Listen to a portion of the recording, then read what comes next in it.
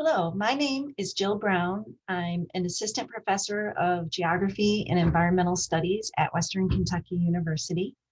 And I am also the state coordinator for the Kentucky Geographic Alliance, which promotes geography in the curriculum for K through 12.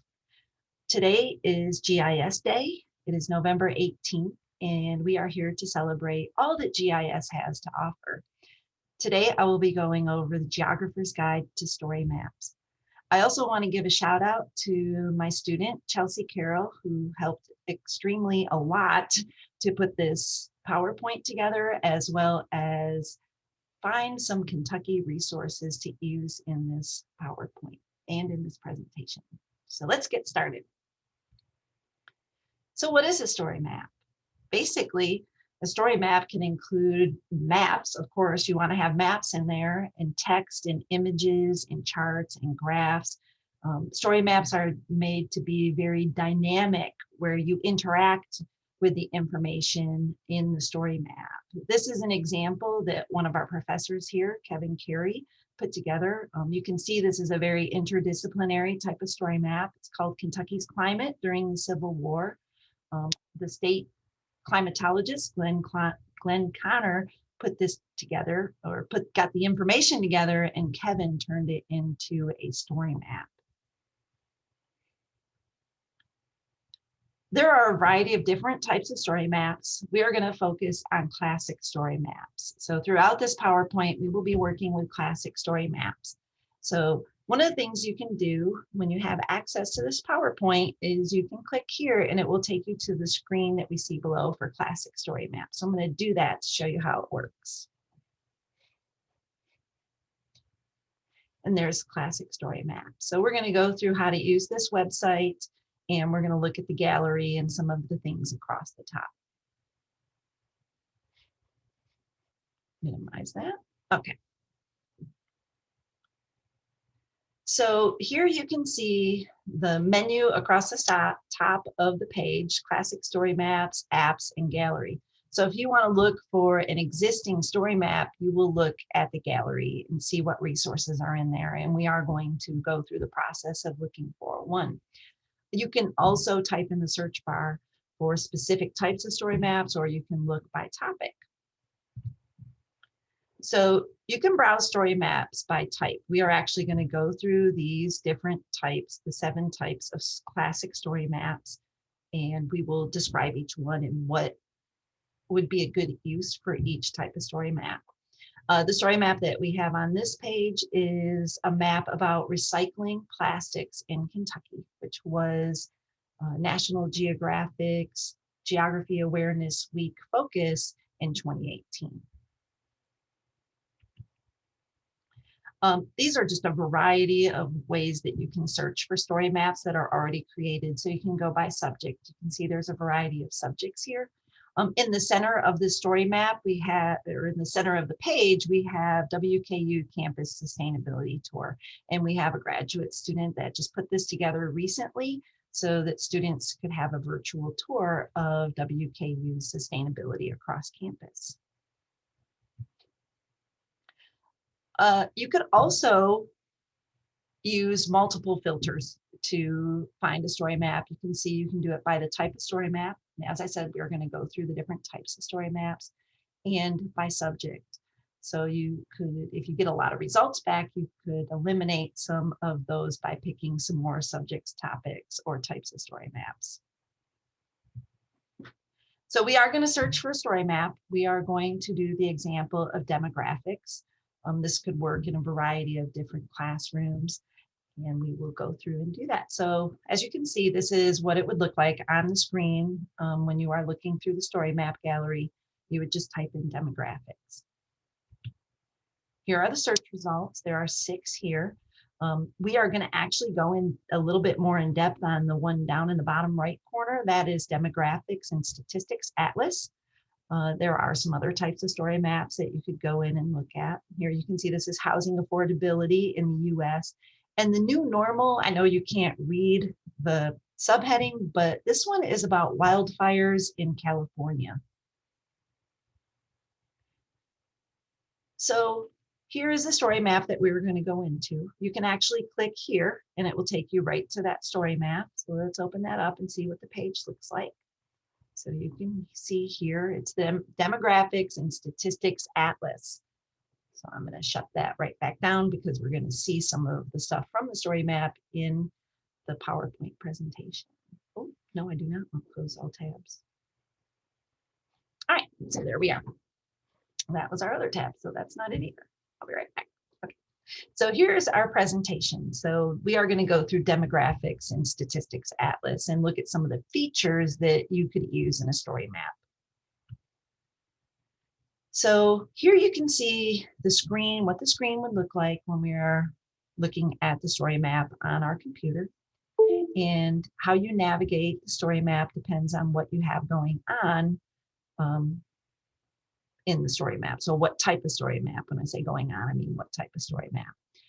You can click on the little arrows on the side and it will bring up information. So probably if you click here on introduction, it would give you a brief background of what this project is. And if you look down here, somebody has clicked on the population one. You can see the percent population growth. So this is 2000 to 2010. And if you look over at the map, you can see the different colors of blue that shows the different types of population change. So you could go through this and look at some of those other changes, including, you can see at the bottom, the projected population change. There are also tabs across the top.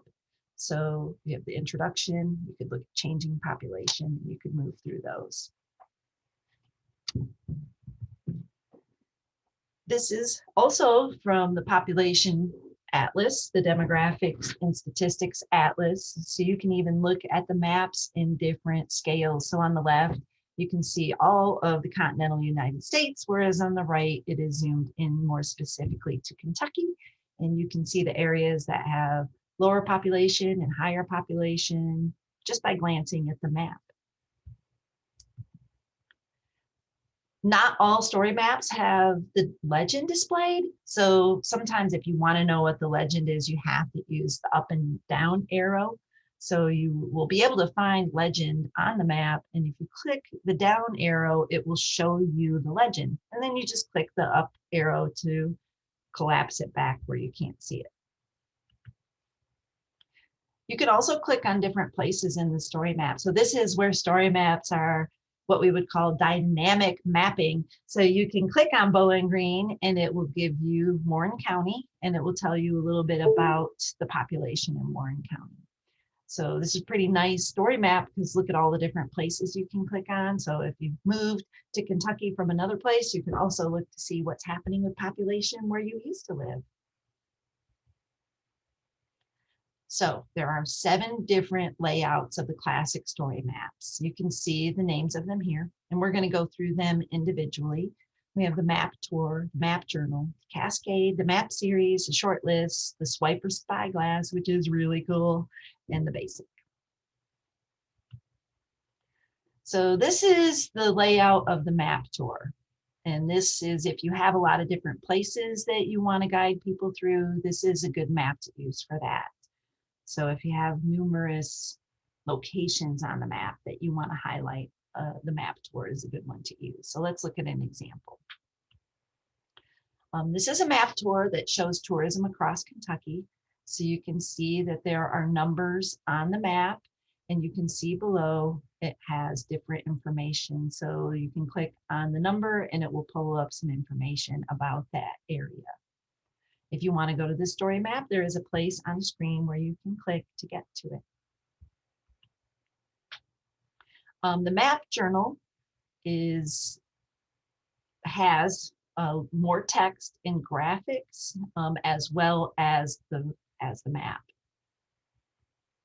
Here's an example of the map journal. There are this one specifically looks at sidewalks in Kenton County, Kentucky. So you can see that the map is on the right and the information about sidewalks and how they connect to each other is on the left. Layout cascade. Let's look at how the cascade one looks. We'll go to the next slide. Win, place, or show. The Triple Crown of American Thoroughbred Racing. So this one's a little different. Let's look at this.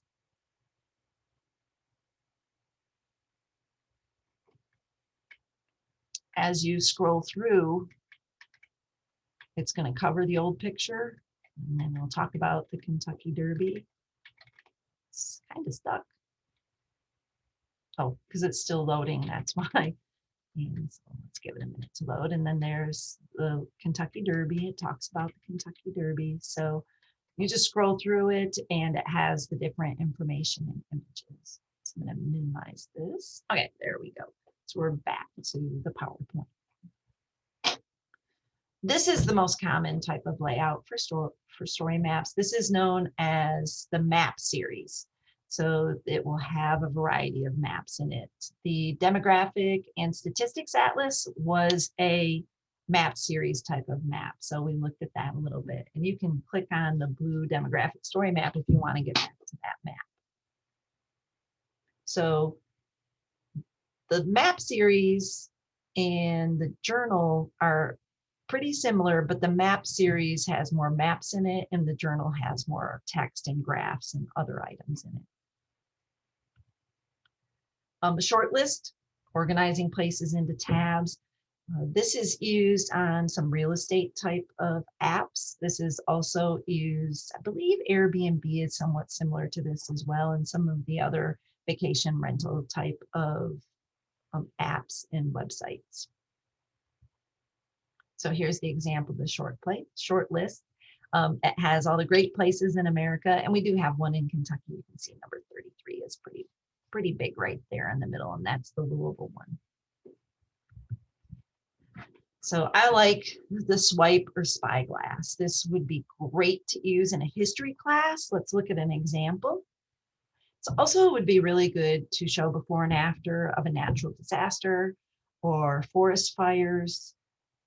So let's look at this. So we're going to actually go into this one. So click here to further explore this story map. So this is Kentucky before and after. And you can see if you look in the description, it has imagery from 2016. But if you move the spyglass around, it gives you images from back in 1998 and 1999. So let's see some of the changes.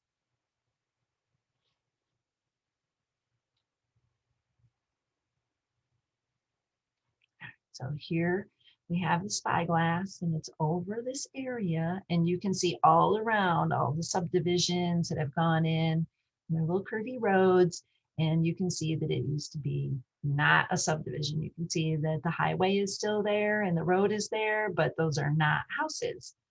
So we can move it around and look at some other areas where there's houses and see that there did not used to be a lot of houses there. So this is a great tool to show change in landscape over time.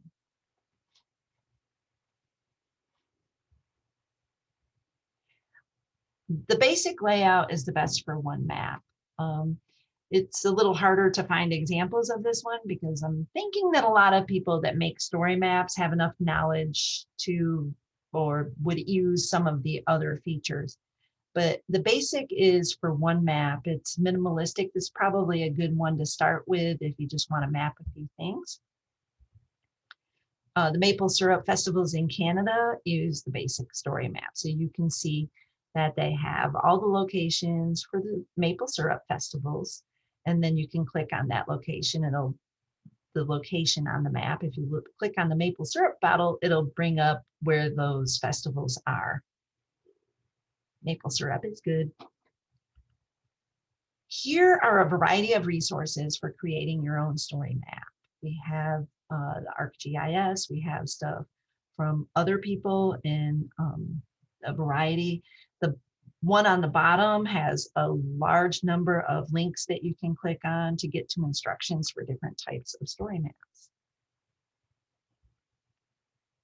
So the Kentucky Geographic Alliance really promotes geography in the K through 12 curriculum. One of the main things that we do is provide resources to teachers. This is a copy or a picture of our website. So you can go to our website to find out more information about story maps. And we have a story map gallery on our website. And we're trying to focus on Kentucky so that teachers can find things on our website that are specific to Kentucky. We also have links to be able to access the ArcGIS through Esri. And speaking of Esri, there is ArcGIS online competition for high school and middle school students. It's going to be in the spring of 2021. There is a story map that you can look at that explains the competition and the rules, and it has briefer information than the actual website. And then if you are interested, you can go to the website. If you decide you're interested in participating in the ArcGIS online competition for U.S. high school and middle school students, then you can contact the Kentucky Geographic Alliance, and we would be happy to help you get started. I hope you all enjoyed learning about story maps, and I hope you have a great week.